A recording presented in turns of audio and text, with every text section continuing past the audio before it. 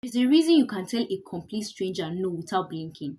But let someone you actually know ask you for something and suddenly no feels like a crime. You start explaining, I would have but actually the thing is maybe if at this point you didn't just say no, you submitted evidence. Hey GSTs, welcome back to the Gist with Cobra 2.0 where we have real conversations on trending issues, law, personal growth, student life, and anything happening in the society that's worth discussing.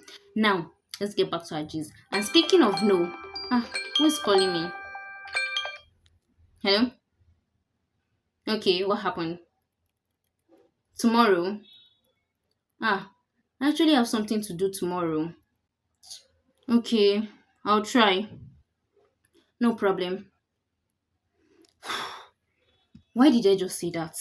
I didn't even want to do it. And that is exactly what I'm talking about. You knew you didn't want to do it. You even started saying no. And then somehow your no turned into yes. Sometimes we're not even afraid of saying no. We're afraid of what people would think after we say it.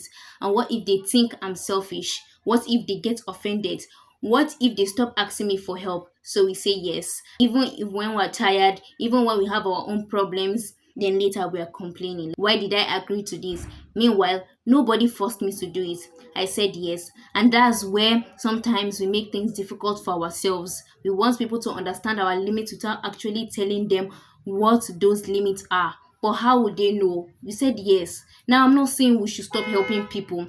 If you can genuinely help someone, help them. But it is a difference between helping someone because you want to and helping because you're scared of disappointing the person. And sometimes no does not automatically make you rude. Sometimes I can't is enough. You don't have to submit evidence. You don't need a 10-minute explanation. You don't have to agree to what they say. You are allowed to have limits. But if you keep saying yes where you mean no, eventually that yes can turn into frustration and even resentment. So maybe learning to say no isn't about becoming less caring. Maybe it's about being honest.